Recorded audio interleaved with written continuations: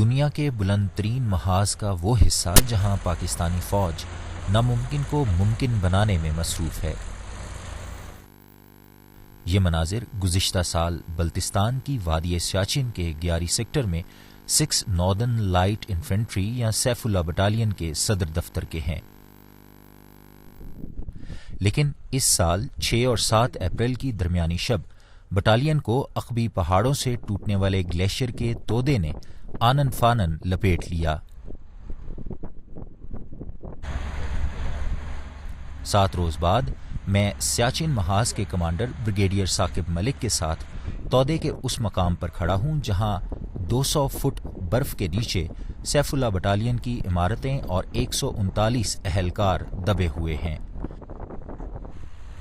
انہیں نکالنے کے لیے بھاری مشینیں پتھریلے راستوں کے ذریعے سطح سمندر سے 12,000 فٹ کی بلندی پر ٹکڑوں میں پہنچیں۔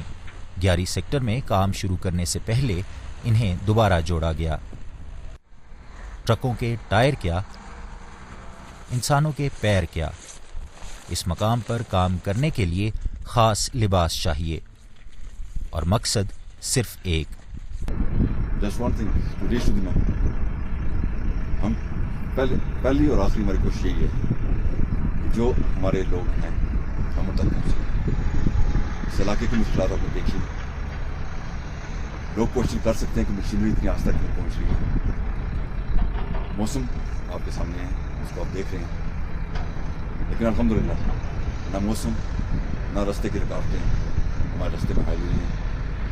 اس وقت بھی مختلف شفٹ میں 400 سے 500 فوجی کام کر رہے ہیں، مشینری کام کر رہی ہے۔ ہماری صرف اور صرف یہ کوشش ہے کہ جو لوگ ہمارے نیچے ہیں ان تک ہم پہنچ سکیں۔ ہر روز اس جذبے کے ساتھ ہم شروع کرتے ہیں اور اسی جذبے کے ساتھ کام ختم ہوتا ہے، اور انشاءاللہ مجھے پورا یقین ہے کہ ہم ان تک ضرور پہنچیں گے۔ یہ مشینیں 24 گھنٹے مسلسل کھدائی کر رہی ہیں۔ یہ فوجی گلیشیئر کے تودے تلے دبے ہوئے اپنے ساتھیوں تک ہر ممکن طریقے سے پہنچنا چاہتے ہیں۔ جرمن اور سوئس ماہرین پاکستانی فوج کے انجینئرز کے طریقہ کار میں مدد کر کے واپس جا چکے ہیں۔ موسم کی سختی ہو یا وسائل بروئے کار لانے کی مشکلات، گلیشیئر کا تودہ ہٹانے کے لیے پاکستانی فوج پرعزم ہے۔ اس غیر معمولی ریسکیو آپریشن کے اختتام کا دن ضرور آئے گا، لیکن گیاری سیکٹر کے ایسے خدوخال کا دن کبھی نہیں لوٹے گا جیسے 23 مارچ 2011 کو فلم بند ہوئے۔ ظہیر الدین بابر، BBC، گیاری سیکٹر، وادی سیاچن۔